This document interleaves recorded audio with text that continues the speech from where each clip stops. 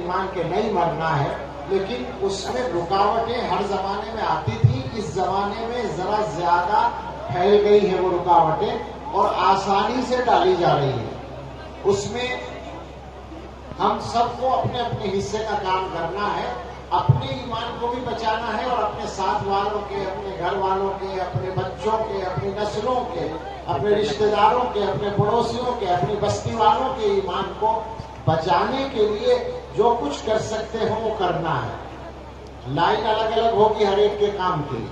سب سے پہلے تو حضرات علماء سے گزارش ہے، میرا بہت دنوں سے جی چاہتا ہے کہ میں کسی دن سفر کروں صرف اپنے علماء کرام کے ساتھ بیٹھنے کے لیے، اور میری گزارش ہے کہ مجھے اس کا موقع دیا جائے۔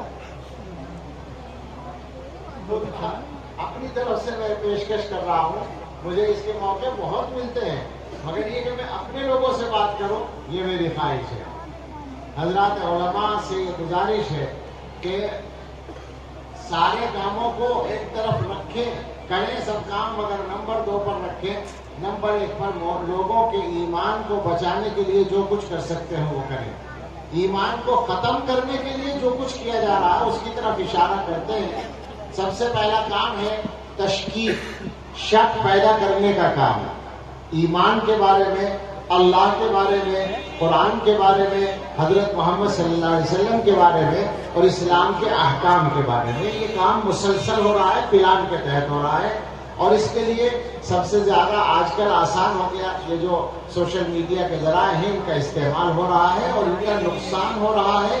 گھروں کے اندر الحاد پہنچ رہا ہے، ایتھسٹ بن رہے ہیں بچے، نئی عمر کے بچے ملحد بن رہے ہیں، منکر خدا بن رہے ہیں۔ بہت بڑی تعداد ابھی نہیں ہے، لیکن سوال یہ ہے ایک مسلمان کا بھی ایمان جائے تو سب کے لیے رونے کی بات ہے۔ تو اس پر نظر رکھنی ہے، لوگوں کے ایمان کو بچانے کے لیے محنت کرنی ہوگی، مطالعہ کرنا ہوگا، اسلام کا بھی مطالعہ اور اسلام کے مخالف نظریات کا بھی مطالعہ۔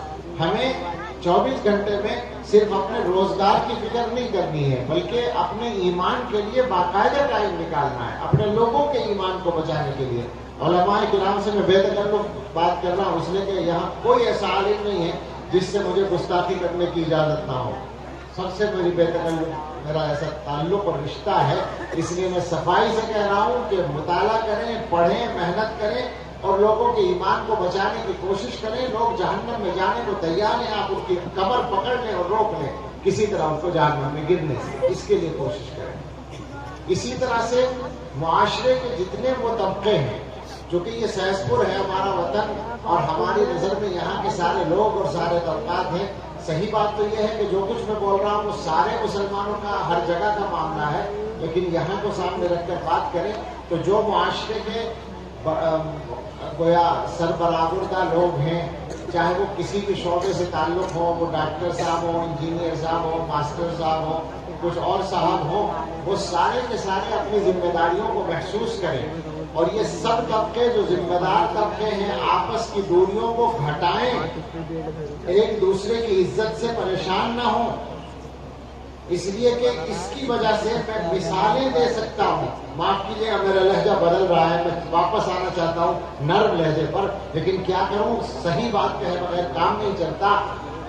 اس کی وجہ سے کہ مجھے تمہاری عزت پسند نہیں اور تمہیں میری عزت پسند نہیں، اس کی وجہ سے خیر کے کتنے کام رکتے ہیں میں بتا نہیں سکتا، لیکن میرے سامنے مثالیں موجود ہیں، میں متعین کر کر کے آپ کے سامنے نشاندہی کر سکتا ہوں، فلاں معاملے کی وجہ سے فلاں خیر کا کام رکا۔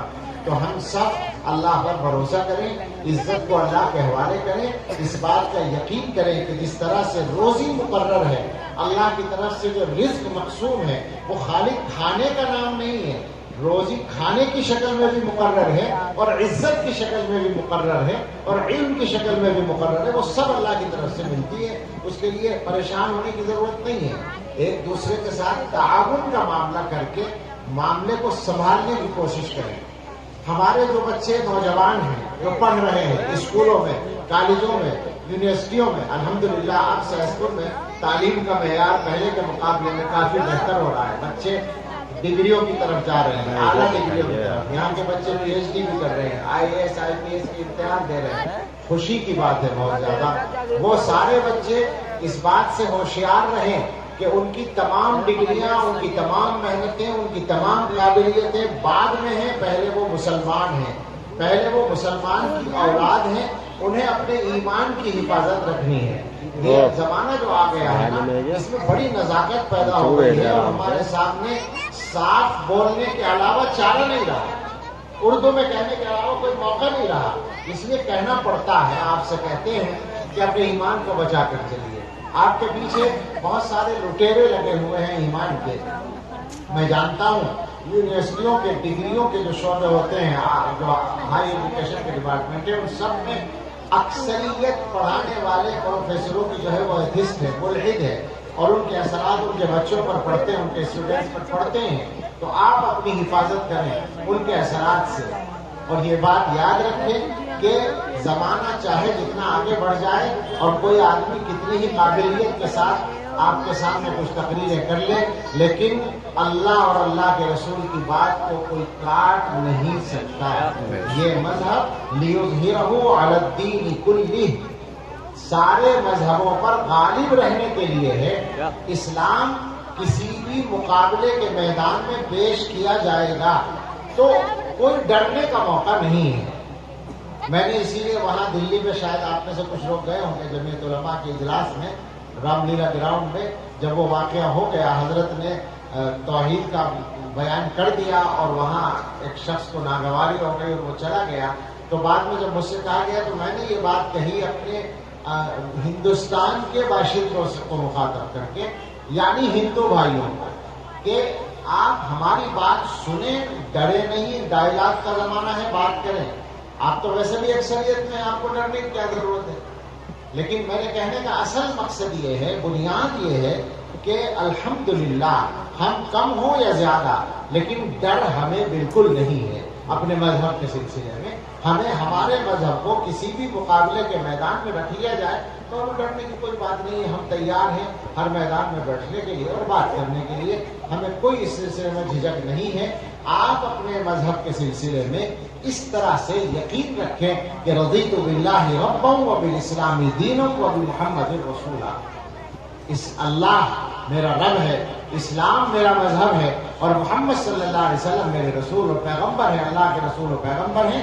ان باتوں پر میرا ایمان بالکل اطمینان والا ہے. میں ان مسئلوں پر کسی آدمی کے کہنے سے پھسل جاؤں اس کی کوئی گنجائش نہیں ہے. مجھے اپنے مذہب پر پورا بھروسہ اور اطمینان ہے. میری آنکھوں دیکھی بات غلط ہو سکتی ہے مگر میرا مذہب غلط نہیں ہو سکتا. اس پیغام کو ضرور یاد رکھیں. اور اس کے بعد میرے عزیزوں، دو چار باتیں ایسی ہیں جو تکلیف دہ ہیں، اس لیے کہ جب بگاڑ ہوتا ہے حالات میں اور اعمال میں تو وہیں سے ایمان بھی کمزور ہوتا ہے. میں ہندوستان بھر میں جگہ جگہ ہر صوبے میں جاتا ہوں اور عادت ہے میری لوگوں سے حالات پوچھتا ہوں. ایک جگہ کا لطیفہ سا ہو گیا میرے ساتھ. ایک گاؤں میں گیا میں، ضلع ہریدوار میں. چائے پر بیٹھے تو ایک صاحب بولنے لگے اور بولے کہ ہمارے گاؤں میں تقریباً 70-75% مسلم آبادی ہے. میں نے کہا پردھان کون ہے؟ میں نے سوال کیا کہ پردھان کون ہے.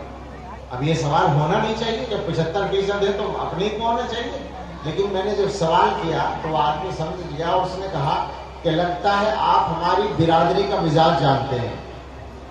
میں نے کہا کہ مجھے تو آپ کی برادری کا ہی پتہ نہیں کہ کیا برادری ہے آپ کی، آپ کے گاؤں میں. برادری کا سوال میرے ذہن کے خانے ہی میں نہیں ہے. مجھ سے بہت سے لوگوں کا 10-10 سال سے تعلق ہے، مجھے پتہ ہی نہیں برادری کیا ہے. مگر برادری کا تو مجھے پتہ نہیں، لیکن میں مسلمانوں کا مزاج جانتا ہوں، اس لیے پوچھ رہا ہوں. تو اس نے کہا کہ غیر ہے پردہ. جو سوال تھا وہ صحیح نکلا.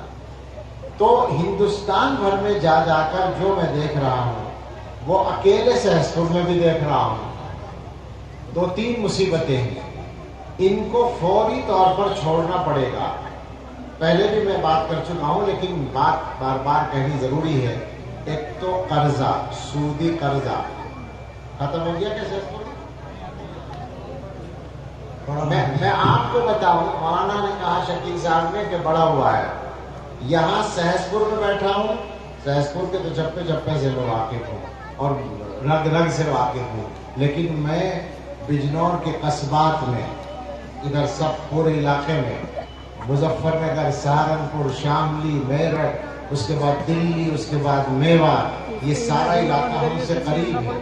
ان کے قصبات میں سودی قرضہ کس طرح چھایا ہوا ہے مجھ سے آپ پوچھ سکتے ہیں۔ اور اس کے بعد مہاراشٹر میں، گجرات میں، تمل ناڈو میں، کرناٹک میں، بنگال میں، بہار میں، جھارکھنڈ میں، اڑیسہ میں، آندھرا میں، کہاں کہاں کی بات میں کروں، بالکل سمندر کے کنارے پہ تروپتی، جہاں مسلمان بھی تھوڑے سے ہیں، ہندوؤں کا مذہبی مقام ہے، وہاں میں گیا، تفصیل پوچھی، سودی قرضہ، ہر جگہ مسلمان سودی قرضے میں بندھے پڑے ہیں، اور سودی قرضے کی وجہ سے کیا کیا مصیبتیں آ رہی ہیں یہ مجھ سے زیادہ آپ جانیں۔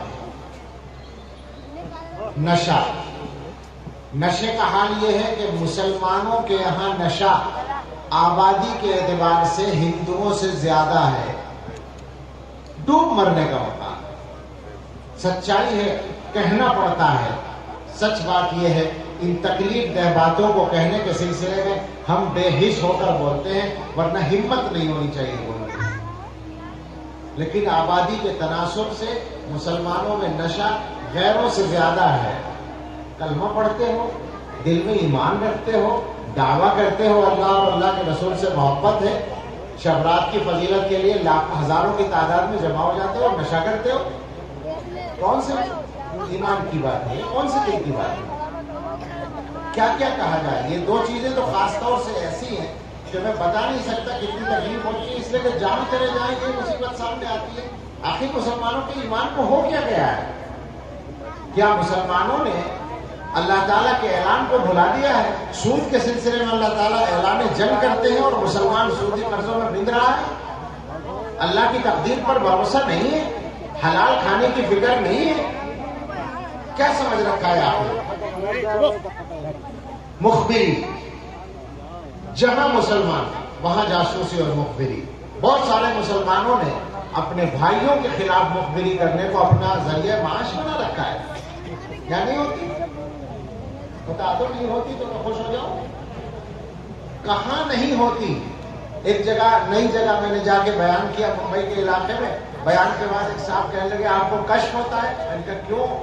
کہنے لگے یہ جو مخبری کی بات آپ کر رہے تھے، میں نے کہا نہیں مجھے کشف نہیں ہوتا، مگر مسلمانوں کے حالات کا کشف مجھے پہلے سے ہے، جہاں مسلمان ہیں وہاں یہ حرکت ضرور ہوتی۔ آپ سے اس رات میں یہ گزارش ہے، کم سے کم ایک چیز اور میں کہنا چاہتا ہوں، موقع نہیں ہے، ان میں سے ہر موضوع ایسا ہے کہ اس پر اکیلے بیان کیا جائے، لیکن کیا کریں، اشارے کرنے ہیں باتوں کے۔ شادی بیاہ، یہ نوابی شادیاں چھوڑ دیجئے۔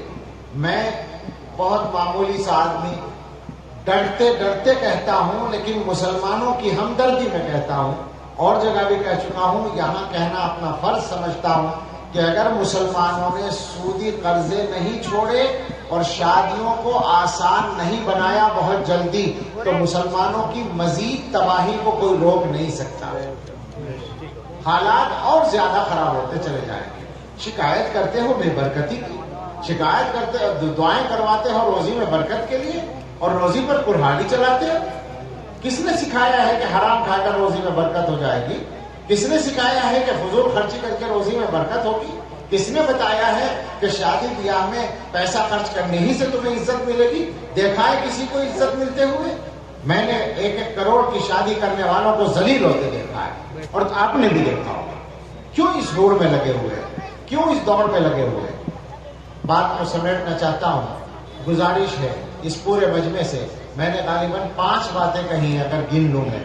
پہلی بات ایمان کے بارے میں کہی ہے، سارا مجمع یہ بات اس سبق کے طور پر یاد کر کے جائیں اور اپنے بچوں کو اور گھر والوں کو اور بہن بھائیوں کو سکھائیں، ایمان کی حفاظت کرنی ہے، اور ایمان پر جو ڈاکے پڑ رہے ہیں ان سے ہوشیار رہنا ہے، اور اس کے لیے علماء سے دین کو سیکھنا ہے، معتبر علماء سے۔ دوسری بات میں نے علماء سے کہی ہے اور بڑے لوگوں سے کہ آپس میں معاملات ٹھیک کر کے اللہ کے واسطے مسلمانوں کو سنبھالنے کی فکر کریں۔ اور 3 باتیں یہ بگاڑ کی کہی ہے میں نے، جن میں سے ایک بات ہے سودی قرضے کی، ایک بات ہے نشے کی اور ایک بات ہے شادی بیاہ کو آسان بنانے کی. اس پورے مجمع سے میری گزارش ہے اللہ کے واسطے سودی قرضہ جن لوگوں نے لے رکھا ہے وہ ادا کر لیں کسی طرح سے, اور اس کے بعد ہر آدمی توبہ کر لے اللہ کے واسطے کہ آئندہ کبھی اس طرح کے قرضے کو ہاتھ نہیں لگانا. ایک نشہ جو بھی کوئی کرتا ہو اس نشے سے فوری طور پر توبہ کر لے. اور تیسرا شادی بیاہ کا معاملہ ہے, وہ فوری طور پر کرنے کا معاملہ نہیں ہے لیکن ترتیب بنائی جائے, علماء بھی محنت کریں اس کے لیے. خالی اس سے کام چلنے والا نہیں ہے کہ فلاں جگہ ڈی جے بجے گا تو ہم نکاح نہیں پڑھائیں گے, یہ ایک مسئلہ نہیں ہے.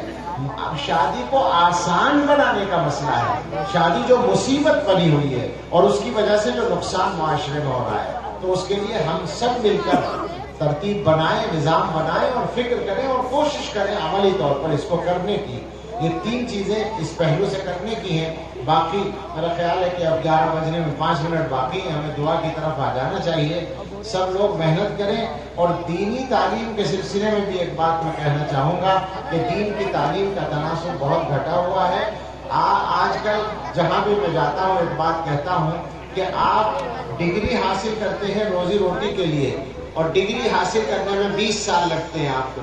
20 سال کی محنت کے بعد 40 سال کے روزگار کی گارنٹی نہیں ہے. گارنٹی نہیں ہے, امید ہوتی ہے. کسی کو مل جاتا ہے, کسی کو نہیں ملتا. اس کے بعد وہ ریٹائر ہونے کے بعد 10-20 سال اور زندہ رہتا ہے. میں کہہ رہا ہوں وہ 100 سال کا بھی ہو جائے تو کیا لمبی بات ہے. 20 سال پڑھا 80 سال کے لیے, اور اس کے بعد جب دنیا سے چلے جائیں گے تو وہاں زندہ ہی رہنا پڑے گا ہمیشہ کے لیے. اس کے لیے کیا کیا ہے مسلمانوں کے جو اس زمانے میں بڑے بڑے, معاف کریں سخت لفظ بول رہا ہوں, بڑے بڑے جرم ہیں. ان میں سے ایک جرم یہ ہے کہ مسلمانوں نے دینی تعلیم کو آپشنل بنا لیا, اختیاری بنا لیا. کر لیں نہ کریں برابر. یہ بات یاد رکھیں, قرآن کی اور دین کی اتنی تعلیم جس سے نماز, روزہ, زکوٰۃ, حج, فرائض و واجبات کے مسائل صحیح طور پر معلوم ہوں, عقیدے صحیح ہوں, فرائض و واجبات ادا ہوں, اتنی تعلیم حاصل کرنا ہر مسلمان کے لیے فرض عین ہے. اس فرض عین کو اختیاری بنانے کا کسی کو اختیار نہیں ہے. اس کے اوپر بھی خاص دھیان دیں اور توجہ کریں. اللہ رب العزت اپنا فضل فرمائے اور ہمارے اس پورے مجمع پر اور اس پوری بستی پر اور اس پورے خطے پر اللہ اپنی خاص رحمت کی نظر ڈالے اور اس مجمع, اس جلسے کو, اس مجلس کو قبول فرمائے. جن جن حضرات نے اس کے لیے جس طرح محنت کی ہے اللہ تعالیٰ ان کو اس کا بہترین صلہ عطا فرمائے. آمین. وآخر دعوانا ان الحمد للہ رب العالمین.